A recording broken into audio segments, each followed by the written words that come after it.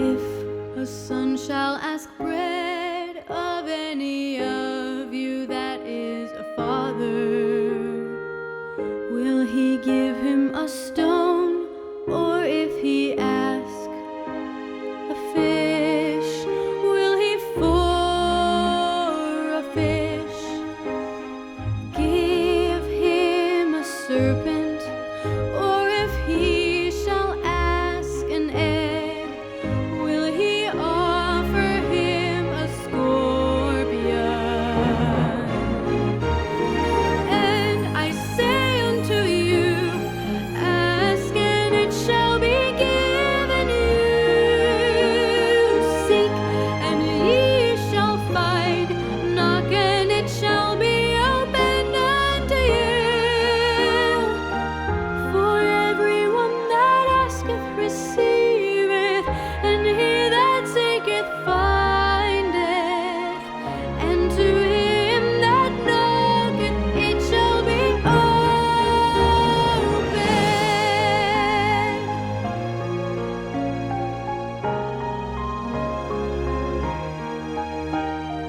If ye then, being evil, know how to give good gifts unto your children, how much more shall your heavenly Father give the Holy Spirit to them that ask him? How much more shall your heavenly Father give the Holy Spirit to them that ask him? And I say unto you, ask and it shall be given you. Seek and ye shall find. Knock and it shall be opened to you. For everyone that asketh receiveth, and he that seeketh findeth, and to him that knocketh it shall be opened. How much more shall your heavenly Father give the Holy Spirit to them that ask him? And I say unto you, ask and it shall be given you. Seek and ye shall find. Knock and it shall be opened unto you. For everyone that asketh receiveth, and he that seeketh findeth, and to him that knocketh it shall be opened.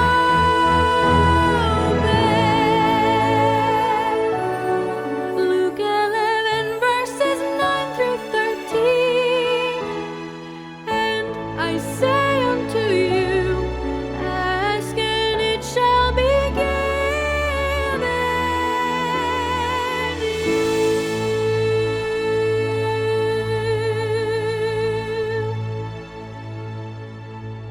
Love me Bible studies में आपका स्वागत है। मैं लॉनी हूँ। मैं लोगन हूँ। गाना बहुत अच्छा है। कौन सी प्रिय आज्ञा पर ध्यान केंद्रित कर रहे हैं। हमारा अध्ययन शीर्षक है पहले चीजें पहले।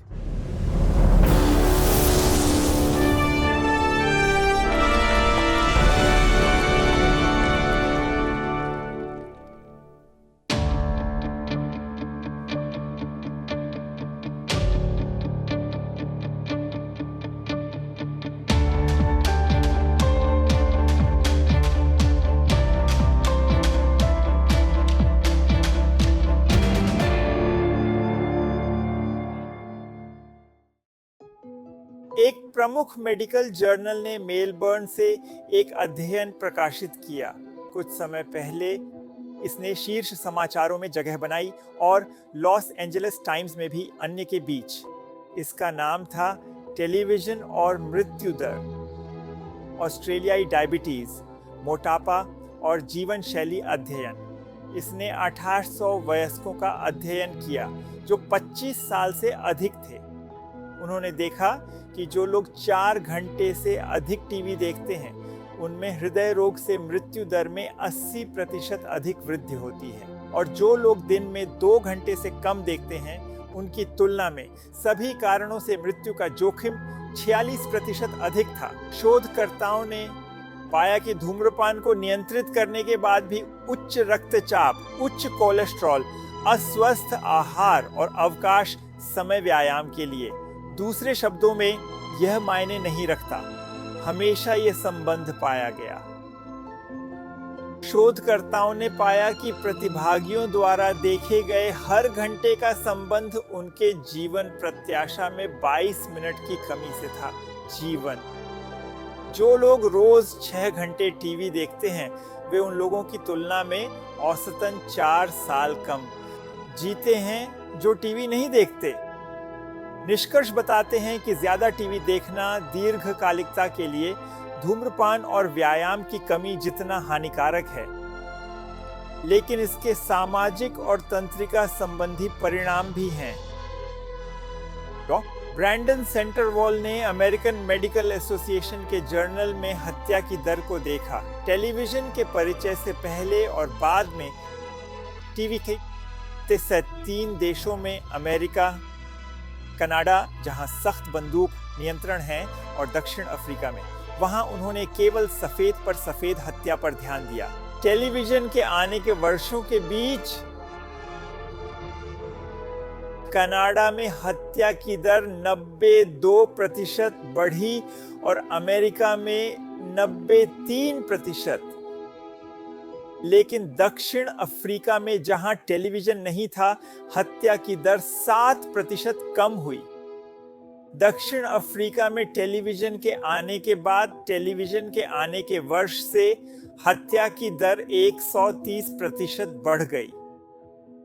दिलचस्प बात यह है कि ये ऐसे कार्यक्रम थे जैसे leave it to Beaver, mine love Lucy, the Lone Ranger और गिलिगन का द्वीप। ये सभी जी-रेटेड कार्यक्रम थे, बेनिग्न शो। मनोचिकित्सक टिमोथी जेनिंग्स के अनुसार मुख्य मुद्दा मस्तिष्क या तंत्रिका विकास है। 2 वर्ष से अधिक उम्र के बच्चे जो शैक्षिक टेलीविजन देखते हैं उन्हें ध्यान की समस्याएं नहीं होती, लेकिन जो नाटकीय कार्यक्रम देखते हैं उन्हें समस्याएं होती हैं, चाहे वह हिंसक हो या न हो। नाटकीय मनोरंजन जिसमें टीवी है ऐसे कार्यक्रमों को संदर्भित करता है जो दिखावे या कृत्रिम अभिनय के माध्यम से भावनात्मक प्रतिक्रियाएं उत्पन्न करते हैं, हंसने के लिए, रोने के लिए, डरने के लिए, गुस्सा होने के लिए या उत्तेजित होने के लिए, जबकि आपकी आलोचनात्मक सोच को अलग कर देते हैं। अध्ययनों ने दिखाया है कि पहले 8 वर्षों में जितना अधिक नाटकीय मनोरंजन बच्चे देखते हैं, उनकी ध्यान और एकाग्रता की समस्याओं का जोखिम बढ़ता है और हिंसा की दरें, आवेगपूर्ण व्यवहार, बढ़ी हुई चिंता और यौन व्यवहार। डॉक्टर जेनिंग्स यह भी बताते हैं कि जबकि बुरे कंटेंट से बचना बिल्कुल उचित है, और यह भी ध्यान दें कि कुछ संगीत वीडियो और कई वीडियो गेम जैसे अन्य कार्यक्रमों के साथ चिंताएं हैं। नाटकीय मनोरंजन की समस्या सामग्री से नहीं है, ये तंत्रिका समस्या है। दूसरे शब्दों में, जी-रेटेड नाटकीय मनोरंजन विकसित होते मस्तिष्क को नुकसान पहुंचाएगा। मस्तिष्क असंतुलित हो जाता है। और याद रखें, यह नहीं है शिक्षाप्रद टीवी। डॉ नेडली बताते हैं कि अन्य चीजें फ्रंटल लोब को प्रभावित कर सकती हैं। उदाहरण के लिए, आहार में बड़ी मात्रा में चीनी स्कूल आयु के बच्चों में फ्रंटल लोब के कार्य को प्रभावित करती है। टायरामाइन जो पनीर में पाया जाता है, मस्तिष्क की कोशिकाओं को भ्रमित करता है। नाटकीय मनोरंजन को छोड़ने पर विचार करें। ये मेरी सलाह है। यदि आप ऐसा करते हैं तो नेडली कुछ सुझाव हैं। वह सुझाव देते हैं, बुरा हटाने के बजाय आपको इसे अच्छे से बदलना होगा, जैसे प्रकृति वीडियो देखना, अपने घर के वीडियो बनाना और दिखाना, प्रकृति और ऐतिहासिक स्थलों पर जाना, भोजन को शैक्षिक कार्यक्रम के रूप में उपयोग करना, संगीत कार्यक्रमों में भाग लेना और किताबें पढ़ना, एक बगीचा उगाना, दैनिक भक्ति और बाइबल अध्ययन करना, गैर प्रतिस्पर्धात्मक व्यायाम का आनंद लें, बच्चों के साथ खेलें। और यहाँ एक सुझाव है, आप सभी पल का बेहतर आनंद लेंगे अगर स्कोर नहीं रखते, क्योंकि प्रेम स्कोर नहीं रखता। आप विजेता बनकर घर जाएंगे। तो एक स्वस्थ फ्रंटल लोब बनाए रखें और अपने दिल में भगवान को रखें।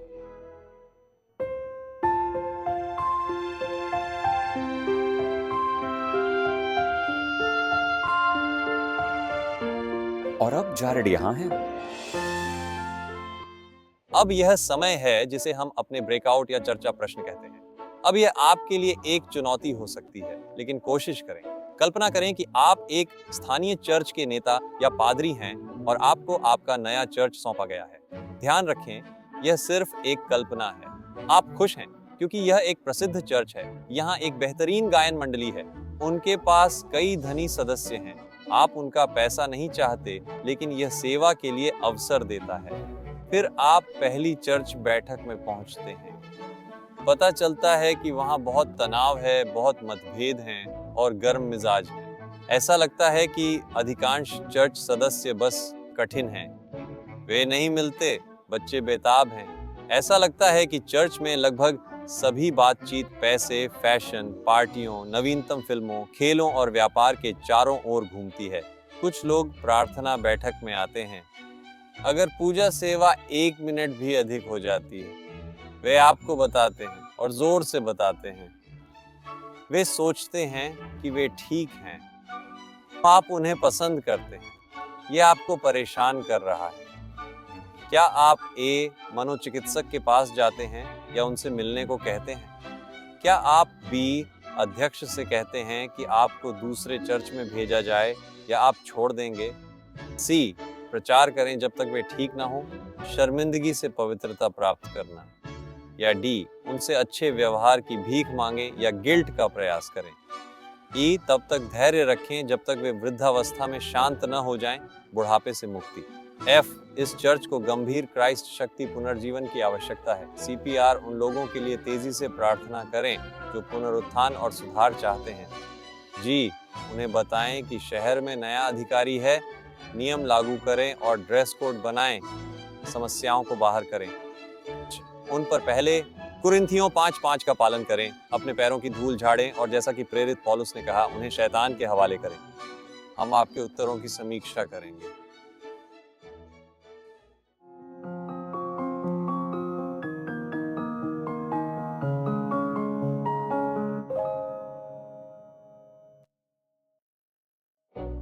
ठीक है, अगर आपने विकल्प A को चुना तो मुझे यकीन है कि आपका ईसाई मनोचिकित्सक साथी व्यवसाय के लिए खुश होगा, लेकिन यह उन्हें मदद की आवश्यकता में डाल सकता है। यह विकल्प काम नहीं करेगा क्योंकि समस्या मनोवैज्ञानिक नहीं है, यह आध्यात्मिक है। दवाएं और समूह चिकित्सा का महत्व है, लेकिन प्रोजेक्ट पेंटेकोस्ट नहीं है। विकल्प B, आप अच्छे साथ में होंगे। कई भविष्यवक्ता प्रार्थना करते हैं जब इन्हीं परिस्थितियों का सामना करना पड़ता है, लेकिन भगवान ने नहीं कहा। और विकल्प C और D, इन्हें कई पादरियों ने आजमाया है। वे आपको बताएंगे ये केवल एक खराश वाली आवाज छोड़ता है। विकल्प E को मूसा की विनम्रता और अय्यूब की धैर्य चाहिए। मैं आपकी भलाई की कामना करता हूँ। अगर आपने विकल्प H चुना तो आप उन्हें शैतान के हवाले नहीं करना चाहते, है ना? याद रखें, मूसा ने जब ऐसी स्थिति का सामना किया तो उसने भगवान से कहा कि वह अपनी जान ले ले। और विकल्प G के लिए यह दिलचस्प है, जीवन शैली महत्वपूर्ण है, कठोर प्रेम का महत्व है, आपका आहार यह निर्धारित करता है। चर्च के अपने मानक हैं। इस विकल्प की समस्या यह है कि आप गाड़ी को घोड़े से पहले, सफलता की संभावना कम है। अगर आप सफल होते हैं तो परिणाम केवल बाहरी हो सकते हैं। लोग सोच सकते हैं कि वे अपनी कठोरता से मुक्ति प्राप्त कर सकते हैं। इससे विकल्प F सबसे अच्छा बनता है। पवित्र आत्मा के लिए उपवास और प्रार्थना करें, क्योंकि सच्ची धार्मिकता का पुनरुत्थान हमारी सबसे बड़ी आवश्यकता है। आप सोच सकते हैं, यह समस्या मैंने बनाई थी, मैंने नहीं। प्रकाशित वाक्य के अध्याय 1 से 3 में 7 चर्चों का उल्लेख है।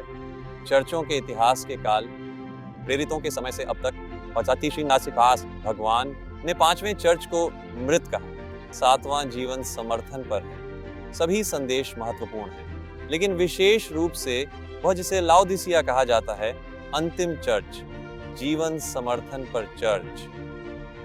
लाउदिसिया की बीमारी का दिव्य डॉक्टर का निदान क्या है? प्रकाशित वाक्य में पाई पद 14 से 17 तक ये कहता है, और लाउदिसियनों के चर्च के स्वर्गदूत को लिखो, ये बातें कहते हैं आमीन, सत्य गवाह, भगवान की सृष्टि की शुरुआत। मैं जानता हूं कि आप ठंडे या गर्म नहीं हैं। मैं चाहूंगा कि आप ठंडे होते।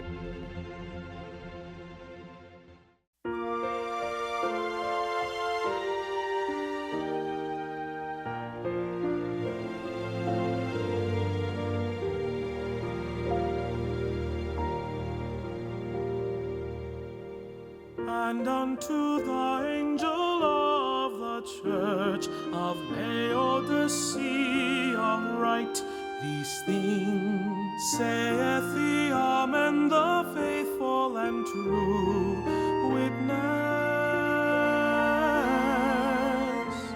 the beginning of the creation of God. I know thy works, I know thy works, that thou art neither cold nor hot. I would that thou wert cold or hot. So then, because thou art lukewarm and neither cold nor hot, I will spew thee out of my mouth. I counsel thee to buy of me gold tried in the fire, that thou mayest be rich, and white raiment, that thou mayest be clothed, and the shame of thy nakedness do not appear. And anoint thine eyes with hyssop, that thou mayest see. I counsel thee.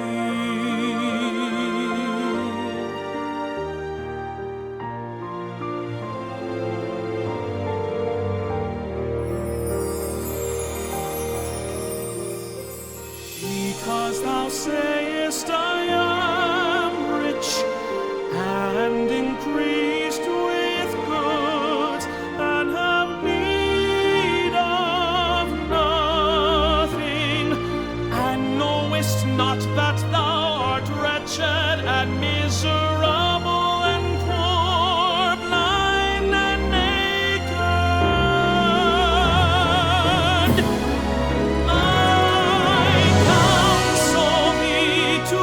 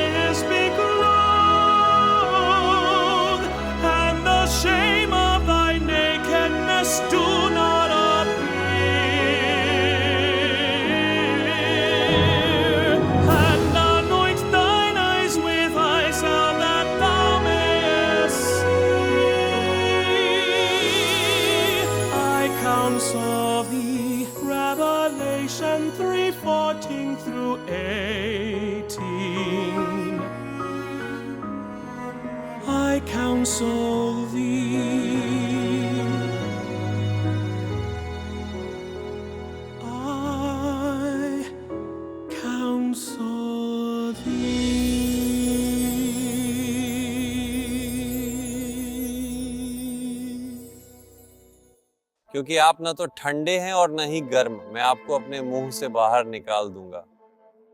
आप कहते हैं मैं धनवान हूं और मुझे कुछ नहीं चाहिए। आपको ये नहीं पता कि आप दुखी, गरीब, अंधे और नंगे हैं।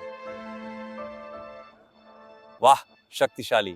क्या आपने कभी पूछा है कि दुखी, मिजरेबल, गरीब, अंधे और नंगे होना और इसे न जानना कैसे संभव है? या तो व्यक्ति भ्रमित, पागल या जीवन समर्थन पर होना चाहिए, और किसी भी तरह वे अपनी वैकल्पिक वास्तविकता में बंद हैं। गलती न करें, भगवान का चर्च लाउडिसिया गंभीर समस्याओं का सामना कर रहा है। हमें इसे सही करना है। हम गरीब हैं फिर भी अमीर समझते हैं। हम गर्म हैं लेकिन हम नहीं हैं।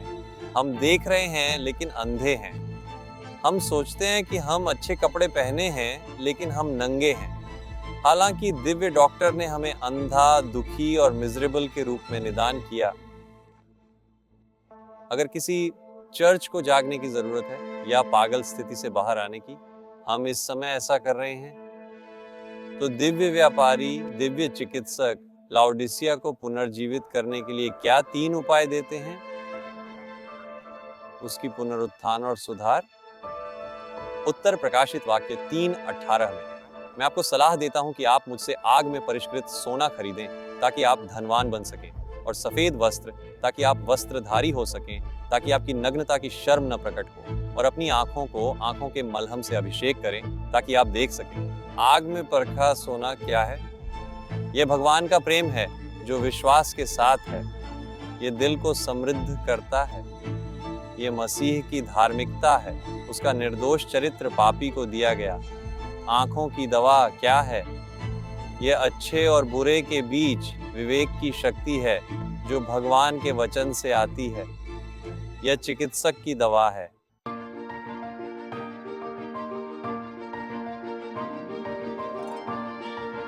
अब गाने का समय आ गया है। जब बाइबल का पाठ स्क्रीन पर आए तो चलो गाएं।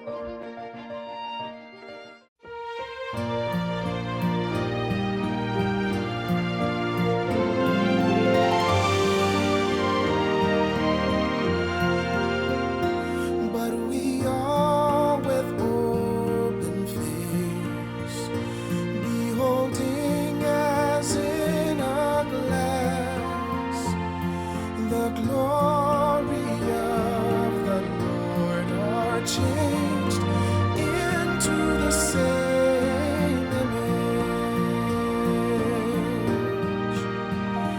But we all with open face, beholding as in a glass the glory of the Lord, are changed into the same image, from glory to glory, from glory to glory, from glory to glory,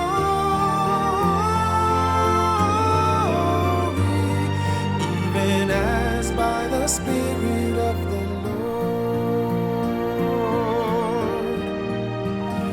But we all with open face, beholding as in a glass the glory of the Lord, are changed into the same image, from glory to glory, from glory to glory, from glory to glory,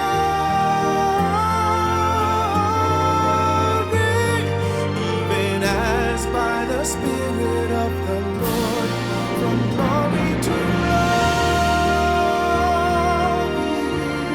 from glory to glory, from glory to glory,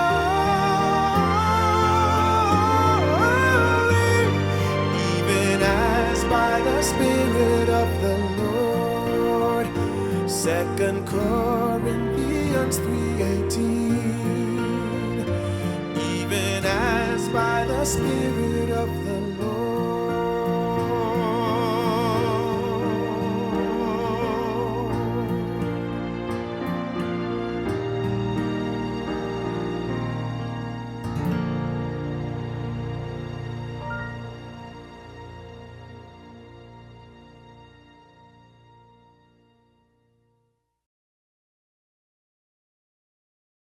अब यहाँ लौरा है। धन्यवाद। लाओडिसिया इस तरह क्यों है?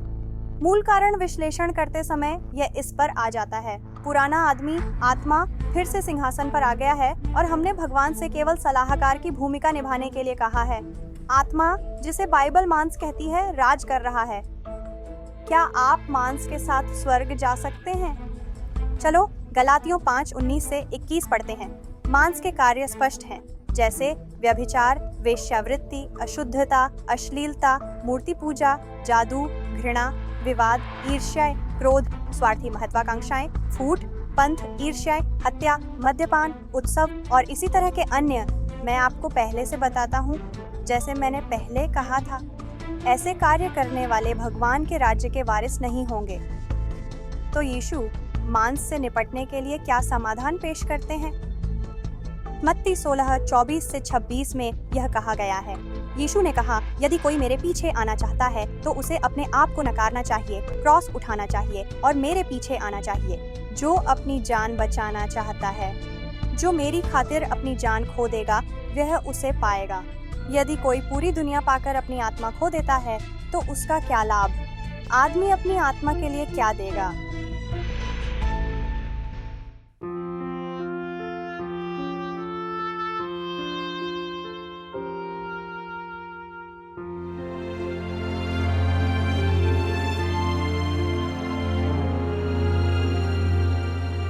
Then said Jesus unto his disciples, If any man will come after me, let him deny himself and take up his cross and follow me. For whosoever will save his life shall lose it, but whosoever will lose his life for my sake will find it. For what is a man profited if he shall gain the whole world and lose his own soul? Or what shall a man give in exchange for his soul? For his soul? Or what shall a man give in exchange for his soul? For his soul? Or what shall a man give in exchange for his soul? What shall a man give in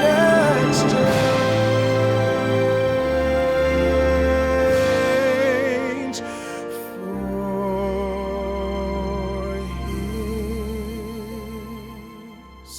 his soul?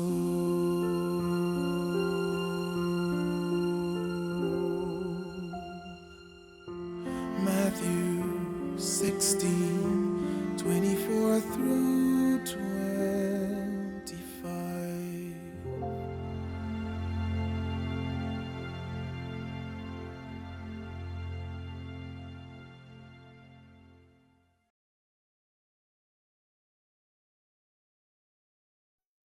हाँ दोस्त, यही है सवाल, यही है ना।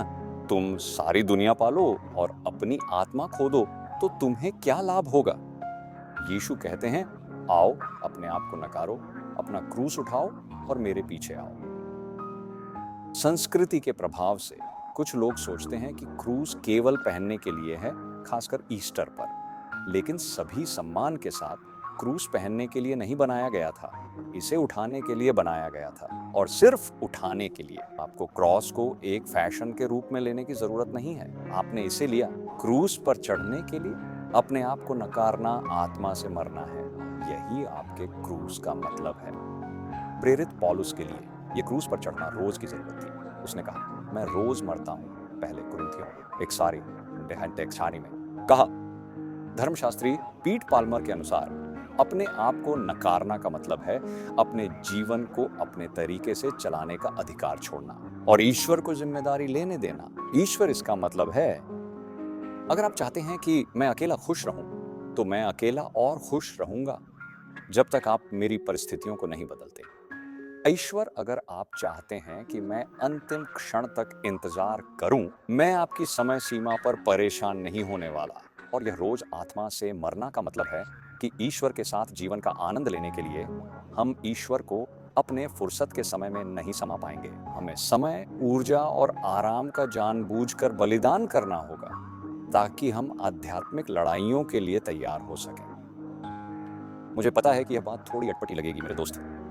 जब आप हमारे प्रभु की आमंत्रणा को मानते हैं कि मसीह के साथ क्रूस पर चढ़ें, तो आपके लिए अनमोल वादे खुलते हैं। गलातियों अध्याय 2 पद 1:6, मैं मसीह के साथ क्रूस पर चढ़ा हूं, फिर भी मैं जीवित हूं, लेकिन मैं नहीं बल्कि मसीह मुझ में जीवित है। एंड जो जीवन में अब जीता सांस पीएम को प्रेम करने वाले एंड अपलेश बलिदान करने वाले कोई ईश्वर के पुत्र के विश्वास से है।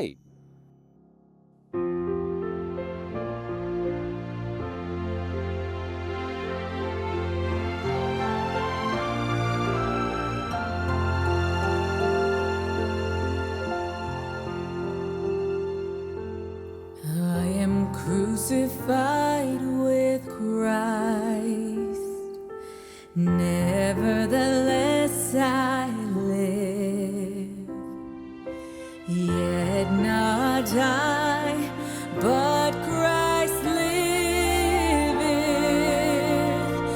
in me, and the life which I now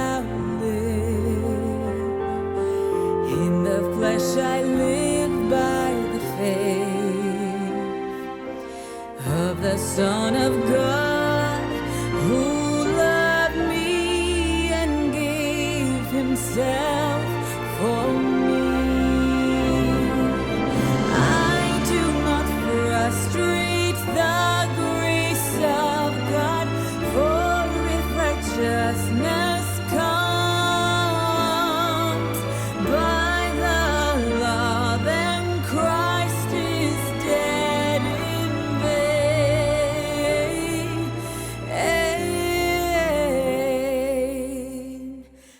I am crucified with Christ.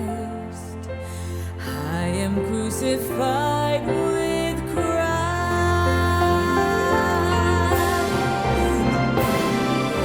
I do not frustrate the grace of God, for if righteousness comes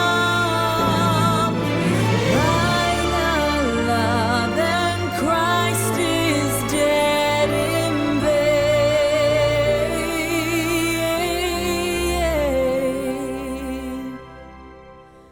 Galatians 2:20 and 21. I am crucified with Christ.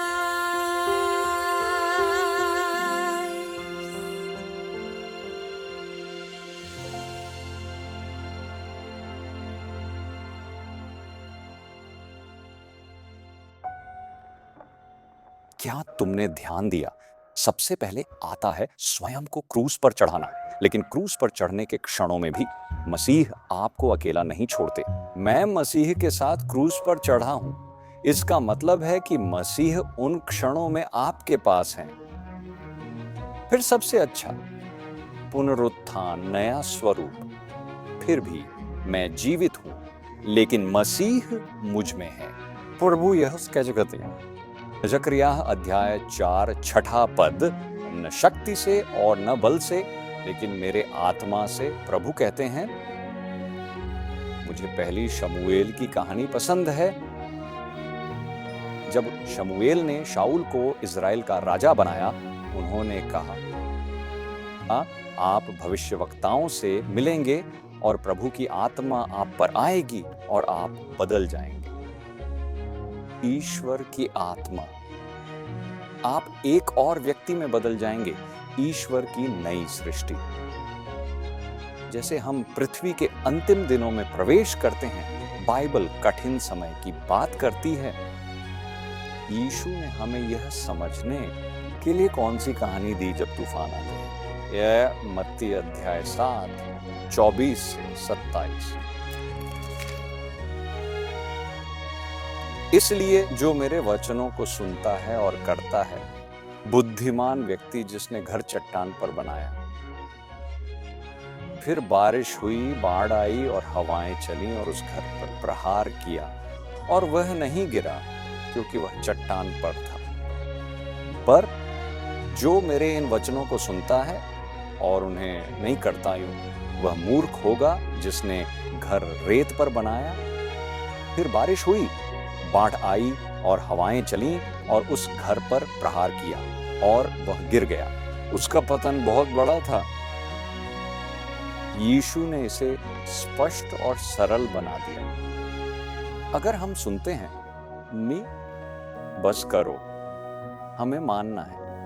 और अच्छी खबर यह है कि वह हमें शक्ति देता है। हाँ दोस्त, जो लोग कठिन दिनों में सफल होंगे, वे होंगे जिन्होंने आत्मा को त्याग दिया है और ईश्वर को अपने दिलों में राज करने दिया है। इन शब्दों में आपको कौन सी आशा मिलती है? फिलिप्पियों 1:6। इस बात का विश्वास रखते हुए कि जिसने आपके भीतर एक अच्छा कार्य शुरू किया है, वह उसे पूरा करेगा। यहूदा 20 और 21। अब उस पर जो आपको गिरने से रोकने में सक्षम है और अपनी महिमा की उपस्थिति में आपको दोष रहित प्रस्तुत करने में सक्षम है, अत्यधिक आनंद के साथ। केवल बुद्धिमान प्रभु को, हमारे उद्धारक को महिमा और शक्ति अब और हमेशा के लिए। आमीन।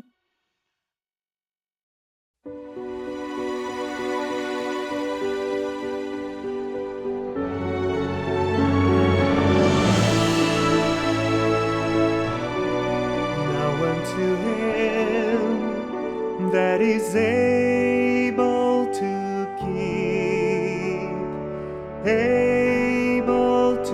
keep you from falling, and to present you faultless before the presence of his glory with exceeding joy.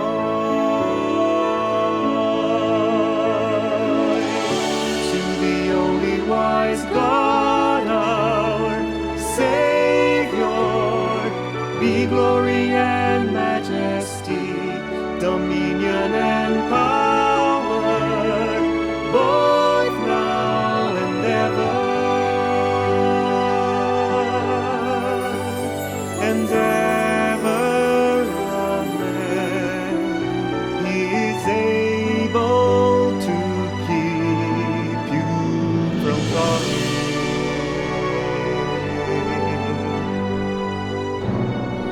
Now unto him that is able to keep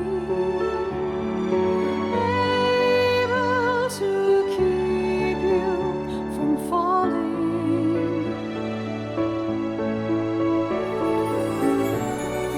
And to present you faultless before the presence of his glory with exceeding joy.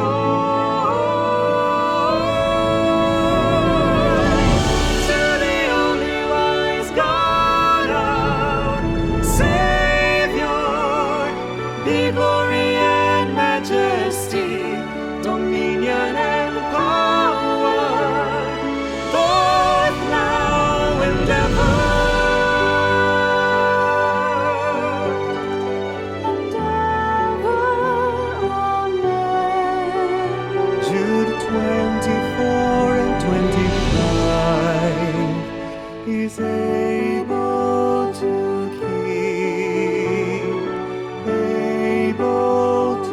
keep you from falling.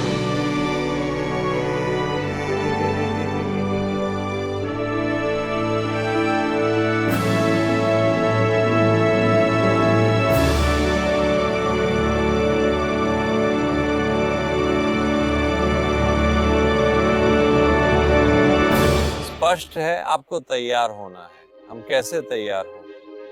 विदेश यात्रा की तरह आपको ticket, passport और visa चाहिए। तैयार हो जाएं, बैग पैक करें और एयरपोर्ट पर पहुंचें। जब आप यीशु का मुफ्त टिकट लेते हैं तो वह अपने खून से आपके पासपोर्ट पर वीजा स्टैंप करता है ताकि आप स्वर्ग की अप्रवासन से गुजर सकें। और आप अपने बैग को कैसे पैक करेंगे? तो यहाँ ऐसा है, फिरौन अपने दफन स्थलों को परलोक के लिए सामान से भरते थे। ये पता चला कि वे केवल कब्र चोरों के लिए अच्छा जीवन प्रदान कर रहे थे, जो उनकी कब्रों को लूटते थे और सारा सामान चुरा लेते थे। मित्र, हम अपने बैग में जो कुछ भी इस दुनिया से अगले में ले जा सकते हैं, वह हमारा चरित्र है। वह चरित्र जो ईश्वर की समानता में बना है। पवित्र आत्मा के द्वारा यीशु हमें अपने चरित्र में ढालता है। स्वर्ग में ले जाने वाली अच्छी चीजें। खतरा यह है कि हम इस काम को टालते रहते हैं और सो जाते हैं। सोते हुए तैयार होना कठिन है।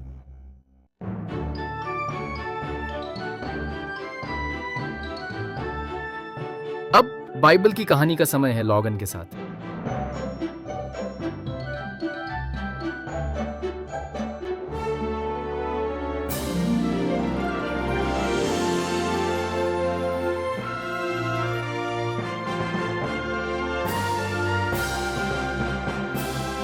और अब लॉगन यहाँ हूँ। 8 साल का मुझे राजा जोसिया की कहानी बहुत पसंद है, जो 8 साल की उम्र में राजा बना। अगर हम भाई होते तो मैं उसका बड़ा भाई होता। इसका मतलब है कि मैं राजा होता। वाह!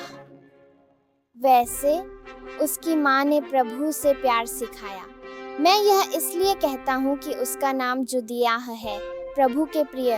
उसके पिता और दादा बुरे थे, इसलिए उसने उनसे प्रभु का प्यार नहीं सीखा। बाइबल कहती है कि जोसिया ने ईश्वर की दृष्टि में जो सही था वह किया और अपने पिता दाऊद के सभी मार्गों में चला और न तो दाएं मुड़ा और न ही बाएं। 16 वर्ष की आयु में परमेश्वर के साथ चलना शुरू किया। चर्च आना ही पर्याप्त नहीं था, क्योंकि उसका पालन पोषण इसी तरह हुआ था। बाइबल कहती है कि जब वह 16 साल का हुआ तब वह दाऊद के ईश्वर की खोज करने लगा। उसके पिता उसके जीवन में एक विशेष पुनरुत्थान और सुधार हुआ और यह उसे यहूदा में पुनरुत्थान और सुधार के सबसे महान काल में से एक पर ले गया। जैसे उसके परदादा अच्छे राजा हिजकिय्याह, उसने राष्ट्र को ईश्वर की खोज करने और प्रार्थना करने के लिए बुलाया और उसने उनके पुरोहितों को लोगों को कानून की किताब, उनकी बाइबल पढ़ने के लिए कहा और उन्होंने सभी मूर्तियों और बुतों को नष्ट कर दिया। मुझे नहीं पता कि कौन से बाइबल के अंश पढ़े गए, लेकिन मुझे यकीन है कि उनमें शामिल थे, यदि मेरे लोग जो मेरे नाम से बुलाए जाते हैं वे विनम्र होंगे, प्रार्थना करेंगे और मेरे चेहरे की खोज करेंगे, तो मैं स्वर्ग से सुनूंगा और मैं उनके पाप को क्षमा करूंगा। राजा जोसिया ने पुनरुत्थान और सुधार की कुंजी पाई और आप भी पा सकते हैं। तैयार हो जाइए, तैयार हो जाइए। यीशु आ रहा है। जागो, जागो, अपनी मूर्तियों को हटा दो। फिलिपियों 4 में पौलुस ने कुछ लोगों से कहा, तुम्हारा भगवान तुम्हारा पेट है। और पहले पतरस 3 में प्रेरित ने कुछ अन्य लोगों को सुझाव दिया कि उनका भगवान फैशन था। हमारी दुनिया मूर्तियों से भरी हुई है। चीजें जैसे शानदार कारें और कपड़े और मनोरंजन और खेल जैसी चीजें। याद रखें, जो आपके और भगवान के बीच है वह मूर्ति है। यदि आप सुनिश्चित नहीं हैं तो पवित्र आत्मा से पूछें, वह बताएगा।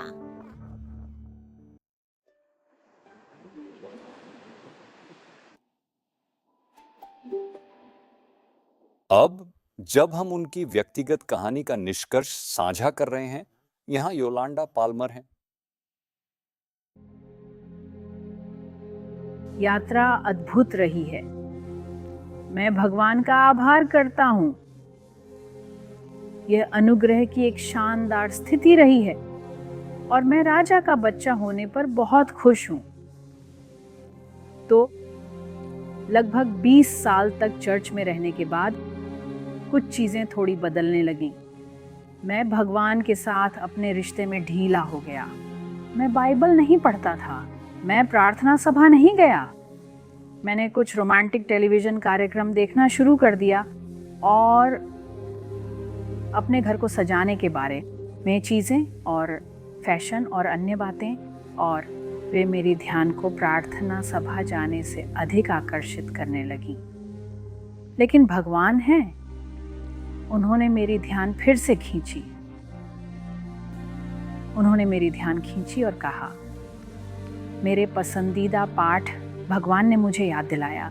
मैं आपसे भाइयों प्रार्थना करता हूँ भगवान की दया से कि आप अपने शरीर को एक जीवित बलिदान प्रस्तुत करें, पवित्र और भगवान के लिए स्वीकार्य, जो आपकी उचित सेवा है। और इस दुनिया के अनुसार मत बनो, बल्कि रूपांतरित हो जाओ। अपने मन को बदलें ताकि आप जान सकें कि क्या अच्छा और स्वीकार्य और पूर्ण इच्छा है। भगवान। रोमियो का अध्याय 12। यह मेरा प्रिय शास्त्र है। मैं भगवान की तारीफ करता हूँ उनकी महानता के लिए। लेकिन बाद में जब मैंने अपने प्यारे पति शुभरट पाल्मर से शादी की और मैं कैलिफोर्निया में आई, चर्च में आराम किया और अपने जीवन का आनंद लिया, और फिर चीज़ें थोड़ी बहुत बदलने लगीं। जब भगवान ने मुझे बुलाया और मुझे वह शास्त्र दिया, मैंने महसूस किया कि मसीह अब मेरा पहला प्यार नहीं रहा। इसलिए भगवान ने मेरे दिल को छूने की कोशिश की और कहा, योलांडा, क्या तुम अपने पहले प्यार को याद करती हो? ये तो थोड़ा ठंडा हो गया। मैंने कहा, प्रिय, जब मैं अब चर्च जाती हूँ तो उपदेश बस दिलचस्प नहीं लगते, वे बोरिंग हैं। मुझे नहीं पता कि मेरे साथ क्या हो रहा है। और मैंने कहा, चर्च में लोग अच्छे हैं और मैं उन्हें प्यार करती हूँ, लेकिन मुझे नहीं पता, चर्च नीरस लगता है, प्रेरणा नहीं देता। तो मैंने कहा, प्रचारकों को अपने उपदेशों को बेहतर बनाना चाहिए ताकि वे अधिक प्रेरणादायक हों। मैं घर आई और इसके बारे में प्रार्थना की। भगवान ने कहा, योलांडा, प्रचारक को मत देखो, तुम्हें समस्या है। फिर से तुमने अपना पहला प्यार खो दिया और तुम्हें मुझे अपनी ज़िंदगी में वापस चाहिए, जैसे मैं कई साल पहले था। इसलिए मैंने वास्तव में प्रार्थना करना शुरू किया और मैंने कहा, ठीक है प्रभु, मुझे बहुत खेद है, मुझे क्या करना चाहिए? मैं इन बदलावों को कैसे कर सकता हूँ? मुझे पुनरुत्थान की आवश्यकता है, मुझे परिवर्तन चाहिए। हे भगवान, मेरी मदद करो। जो करना है सही, मैं उसे वापस चाहता हूँ। तो धन्यवाद भगवान। प्रार्थना के बाद उसे खोजते हुए, पति के साथ प्रार्थना करते हुए, उसके शब्द का अध्ययन करते, अपनी जीवन शैली बदलते हुए, उन कार्यक्रमों से दूर होते हुए जो मैं देख रहा था, सभी चीज़ों से दूर आना, लोगों को प्रभावित करने की कोशिश। मैं उसे प्यार करना चाहता, अपने पूरे दिल और मन के साथ, आत्मा से, शक्ति से। तो भगवान ने यह किया, वह पुनरुत्थान और वह सुधार, और वह एक बार फिर, यह मेरा पहला है प्यार। आपको अपराध बोध में डालने का मेरा इरादा नहीं है, बल्कि आपको यीशु की यात्रा के लिए तैयार करना है। मैं तुझसे विनती करता हूँ, प्रभु तुझसे विनती करता है। सुनो, रोमियो 13:11-14। और ये करें समय को जानते हुए अब नींद से जागने का समय आ गया है, क्योंकि अब हमारी मुक्ति पहले से अधिक निकट है। रात बहुत बीत चुकी है, दिन निकट है। इसलिए अंधकार के कार्यों को त्याग दें और प्रकाश का कवच धारण करें। सही तरीके से चलें, जैसे दिन में, न कि मस्ती और नशे में, न कि अश्लीलता और वासना में, न झगड़े, न ईर्ष्या, लेकिन प्रभु यीशु मसीह को पहने और शरीर की इच्छाओं के लिए कोई प्रावधान न करें।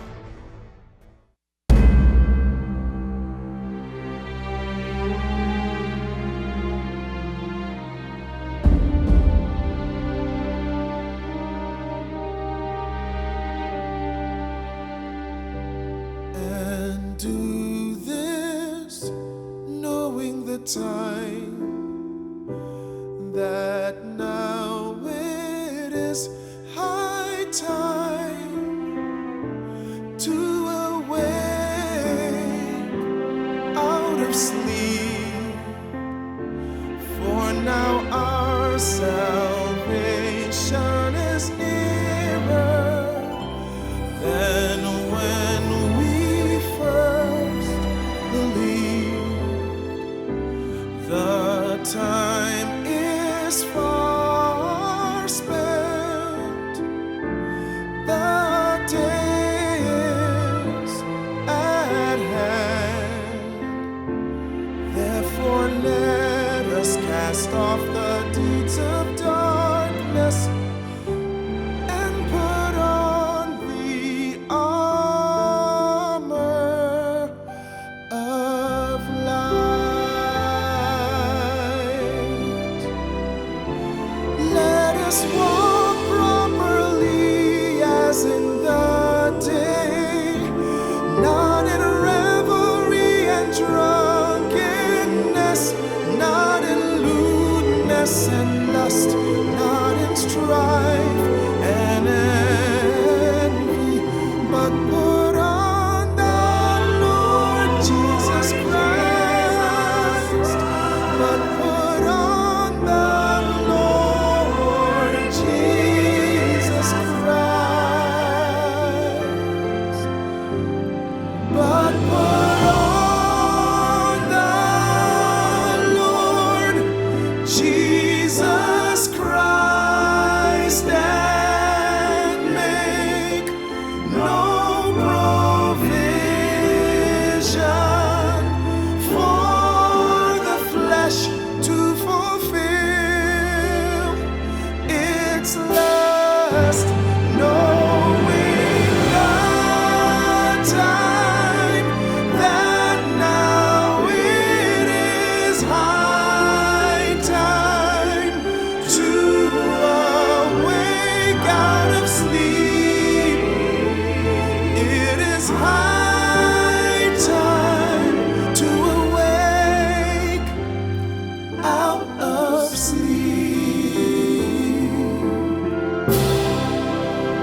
Knowing the time, that now it is high time to awake out of sleep.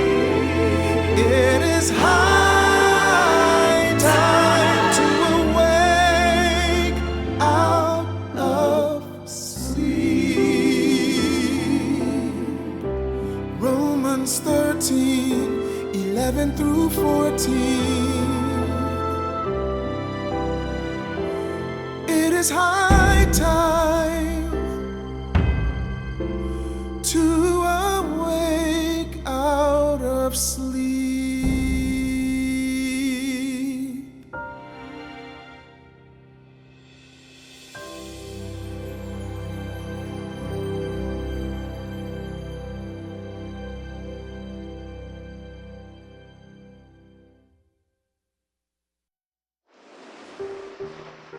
प्रार्थना करें।